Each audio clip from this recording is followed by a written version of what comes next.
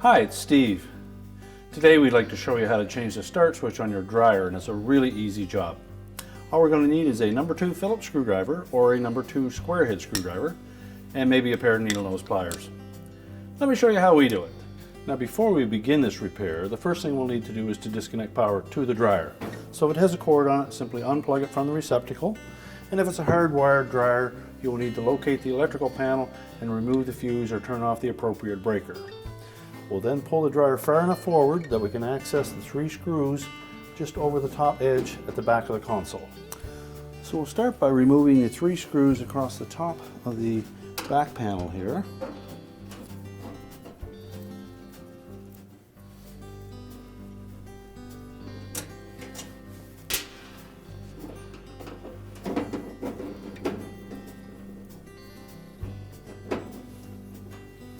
Now with the 3 screws removed from the back of the console, we can next just pull the knob off of the switch and set that aside. And then we're going to tilt that console forward and slide it to the right, and that will disengage these 3 tabs.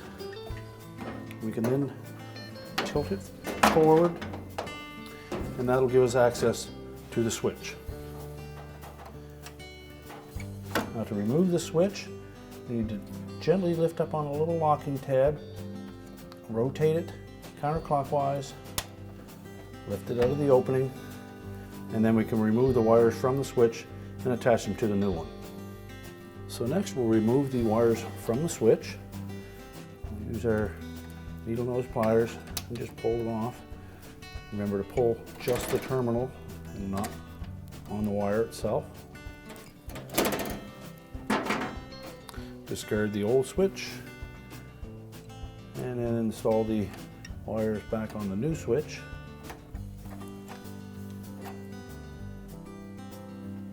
And make sure they fit nice and snug. Now when installing that new switch into the console, we need to use caution as it fits into 2 little plastic hooks that are molded into the back of the control panel. And there are 2 metal tabs on the front portion of that switch that as you rotate the switch into the control panel, they will engage those plastic tabs. And we want to make sure that we have just enough pressure on them that it will line them up and engage both.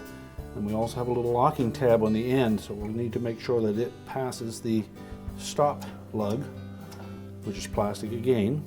So we need to make sure that we do that carefully so that we don't damage the console. Now when installing the new switch, we want to make sure that these 2 metal tabs, one on either side of that shaft, are going to engage these 2 plastic clips. And they're fairly fragile, so we want to make sure that we have the switch pushed firmly up against the top of those little plastic tabs as we rotate it. And when it rotates around far enough, this metal locking tab will clear this stop lug and lock it in position. So make sure we have it turned far enough, put pressure against the console,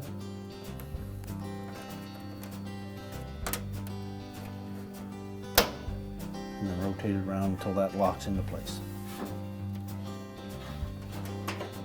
We can then set the console down into the main top, making sure those 3 tabs fit into the slots, slide it to the left, and tilt it back. We can reinstall the knob.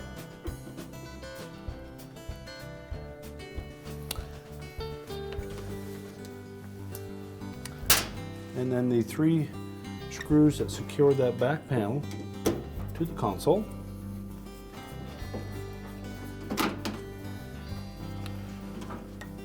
We're now ready to reconnect the venting if you had disconnected it, reconnect the power, and our repair is complete.